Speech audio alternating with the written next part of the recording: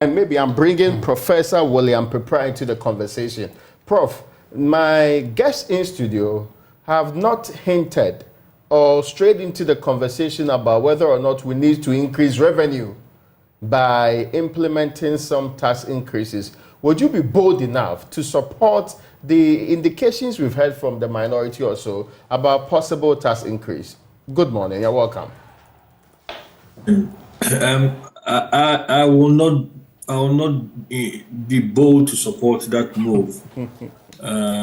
Where we find ourselves as a country, it requires us to look at how we are going to cause a behavioral change in the mindset of the citizens to be able to become entrepreneurs and be able to find a way to survive. Let me use the word. Now Ghanaians are only focusing on what they need and not what they want.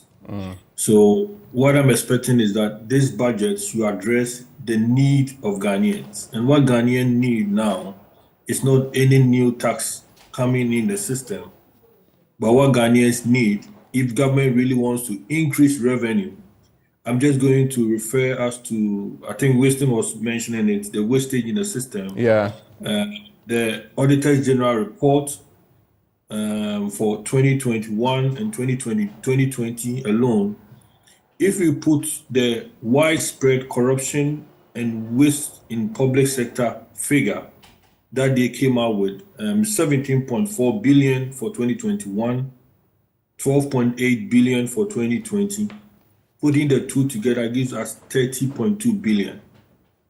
So if government really wants to raise revenue, we can find a way to raise the revenue by plugging the loopholes that have been identified by the Auditor General.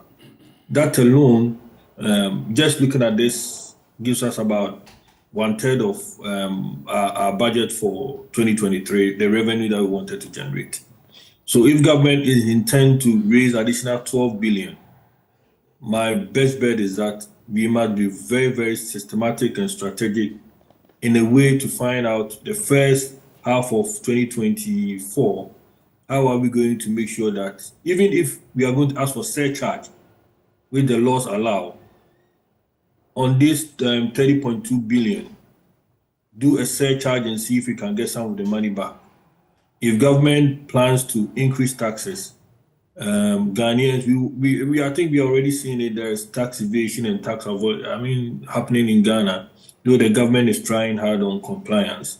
But to go on that line of bringing out any new taxes will be a major disaster. And remember, the next year is election year, and probably it will not sit well with the government. If you ask me, how about consolidation and possible increase in current taxes? Not introducing new ones, consolidate and possible increase. That is what the IMF document requires government to do. And if you look at it very well, by December, that is also, there's a date set which they must also fulfill. So something on the Tax Exemption Act, government may have to work on it and conclude on it. And I'm expecting the minister to give us a figure that in 2024, we will not be going for doing some or stopping some tax exemptions we have granted to some entities in the country to bring in revenue. Now we may have to ask them to pay. That is a consolidation and probably realigning some of the taxes. I think Seth Tekpe was mentioning some of them. I heard also the tax expert mentioning them. Some realignments, probably how we calculate the VAT, which will help industry to have either input and output taxes. That will help. We may also have to be careful because now I heard that wages are going to be increased by 23% first 6 months and then additional 2%. This gives an indication that government does not intend to employ. And the moment you increase wage bill, we will expect government to have a major cut in some line items. Government may have to prove to us where they are going to get the money to pay. Maybe probably they want to satisfy the labor unions. That is why they are agreeing to such increase. It is good for the worker, but it also comes back to the worker or the citizens, where government must find ways to raise revenue. This budget is very critical. Will the government be bold to reduce expenditure?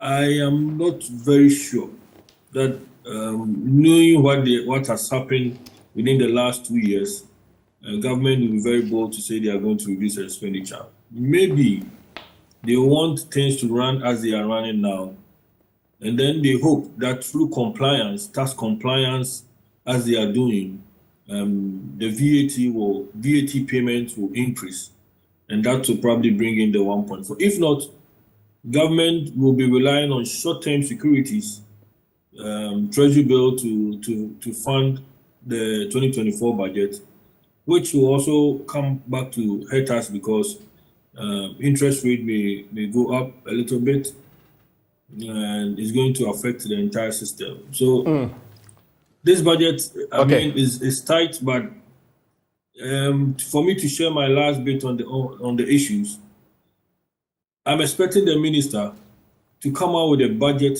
that will affect the micro levels of the economy, not the macro levels. And the for those who have no proper appreciation of this, can you clearly tell us what the difference really is? So the micro level, government must change the mindset of people. So if the government agenda is to create employment with all the programs they are running, we have not seen it being implemented. So the 2024 budget should go into implementation. The Youth Start program. What is government going to do to make sure that it's being implemented? Even if you don't have the 10 billion and you have 1 billion or 2 billion cities, what are you going to use it to touch the youth to get employment? If you are going to focus on agriculture, which type or levels of agriculture is the government going to touch? Is it going to be substantial farming or mechanical farming? These things must be clearly stated in the budget so that we can measure the government and they can have an impact on Ghanaians. Ghanaians need to work. If government really focuses on the macro levels, how we are going to address inflation, interest rate, yes, it's good to focus on that one. But what Ghanaians need now is that they want to work.